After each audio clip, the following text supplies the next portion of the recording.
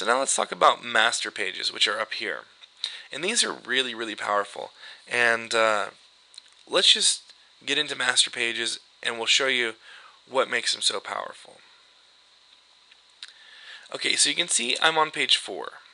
And by double clicking, it goes to that page. The same thing for masters. If I click on this left side, this is called master A. And this is the default master that comes in with any new InDesign document. You get a none and a master A. You can add more masters. You can also delete masters, but this is how it starts out in any InDesign document. So just like I had page 4 selected, and if I double click page 2, now page 2 is selected. If I click on this left side and double click, it gets me into the master page. And you can tell I'm in the master page because obviously a bunch of things are missing. Everything's gone. It looks like a blank page. But you can also tell you're in a master because it's highlighted in black. Okay, so those are your first 2 real ideas that you're in a master. The third is you have this blue box. So this is showing you that you're actually in a master. Okay, so it's really important that you make sure you're in the master, editing the master, because if you don't mean to be in the master, you're affecting every page. And you'll see that in just a second. Okay, so let's just create a text box. I'm going to drag it up at the top here. And I'm going to create and say left page. Okay? And I'm going to make that really big just so that we can see what's going on. So I'm going to make that 30. And I'm going to actually put it way up at the top. I'm going to copy and paste that. So I'm going to do an edit, copy, edit, paste. And then I want to put it on, we have one on the left side. I'm going to put one on the right side. So with my selection tool selected, I'm going to move it over, change to my type tool, and do right page. And just that we can make sure it's right justified. So now I have in my master page, you can tell I'm in my master page. Oops. I have right page on the top right, and I have left page on the top left.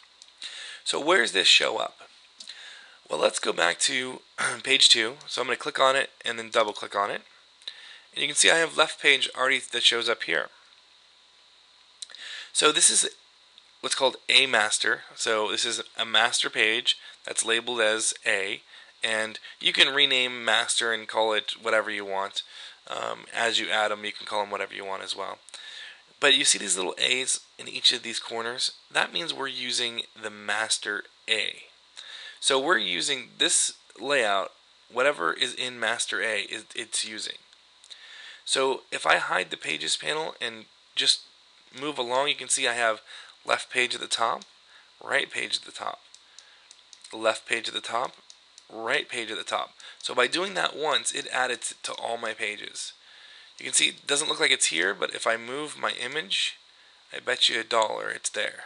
Right page at the top. Okay? So that's a really functional tool. It doesn't make sense to use it how we've used it, but it's a good illustration. So let's use it in a way that we normally use it. Like, let's put a page number in here. So normally, instead of numbering each page, and as you saw, if we move pages and spreads around, the numbers would change. Let's add a page number that will automatically number for us. So let's go into the master, and I'm going to drag, page numbers are usually like in the bottom corner, so I'm going to drag this down to the bottom corner,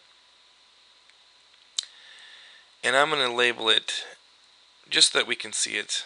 Go to my type tool, label it PG, put a space, and then normally I would put page 1 or page 2 or whatever page I'm on. So I need this to be a placeholder, a special character saying put the page number here. Okay, so I'm going to delete that 1, and I'm going to go insert that special character. So I'm going to go up to type, insert special character, and then I'm going to insert what's called a marker, and then I'm going to insert the current page number. Now there's a couple different options. I could have the next page number, the previous page number, a section marker, so you can create different sections and say you're in section A or section IVV or whatever. But really, we just want the current page. So if this is page 1, display page 1. If this is page 200, display 200. So I'm going to click current page number, and it gives me this A. And this is just for formatting. So this is for me to kind of see what the size is going to be and those kind of things. So I want to copy that over to this corner. So I could go up and drag this down and do those same steps. But instead of doing that, I want to give you a little bonus tip for watching the video. So I'm going to delete this right page text box, and I'm going to go back to that left page, and I'm going to click on that text box. Now you can use this trick in any program that Adobe has, that you can select boxes or items. So once I select the item, if I push the Alt key and hold it, you see I get two little arrows that are, one's black and one's white. This is what I call live copy. So if I were to click and drag and then let go of the mouse button and let go of the Alt button, I've now made a copy. Instead of going to edit, copy, edit, paste, I've now made a copy. And this is super handy if I want to make 4 copies of a line. I don't have to do that step multiple times. I'm going to delete that.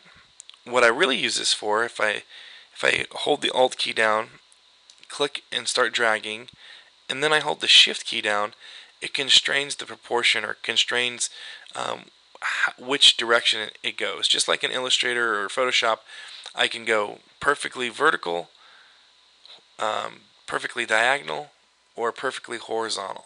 And I want to go horizontal. I want to make sure this text is perfectly horizontal. So I'm going to scoot it over and get it right there.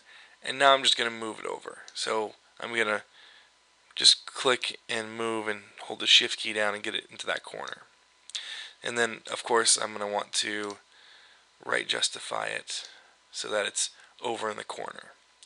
But it's a good little trick. I use, instead of using edit, copy, edit, paste, I hold that Alt key down a lot. So now I have the same text box in both corners. Okay.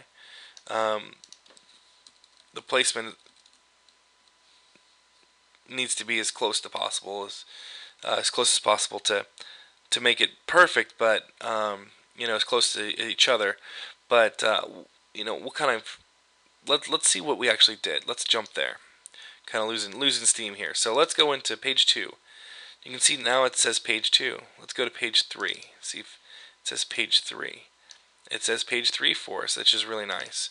Page 4, page 5.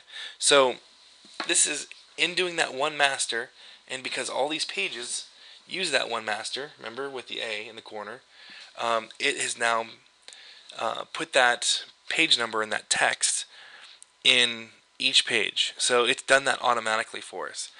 And what it does also is it locks these, so you can't accidentally click and drag this around. You can unlock this, but most of the time you don't want to move these things around, so it locks it for you. So that's great. The only problem is like up here on page 1. I don't want to show page 1. And a lot of times you don't want to show, you want to use different masters in different areas. So like if you have different sections, maybe that area has some sort of different font or different style that you want to show. So on the cover, I don't want anything. I don't want a page number. I don't want anything exciting because I have this great picture and the text. So up here, you can see I have a none above the A master. If I click on that, it turns blue. I could double click on it and go into just like I did in master. But I could click and drag, and you can see I get these lines like I did when I start moving pages. If I use one of those lines, it actually inserts a page for me using this master. So I'm going to undo that because it's not what I want to do. I want to actually click and drag this to where the page is bold. That first page is bold. So there's like a bold line all the way around the page when I click and drag, and now when I let go, you can see the page number goes away, and the little A in the corner goes away. because now it's not based on master A, it's based on none, which is great because that's exactly what I want. Now, if I change my mind later, the beauty of this is I can click and drag master A back to page 1, and boom, that page number shows up in the exact location with all the other page numbers. So that's super powerful. So you're not locked into any design, you're not locked into any anything not changing. So you can change things really quickly and say, okay, it has a page number now it doesn't. And no, you don't have to go back and copy and paste from the other page to make it perfect and line things up. It's done for you. So this is super powerful. Okay, so I think we're going to talk about one more thing real quickly, is adding another master. And masters can use a whole bunch of things.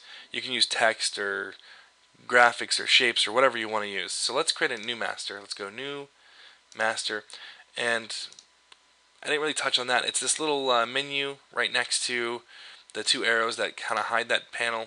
So you click on the lines with the arrow next to it and do new master, and you get this dialog box.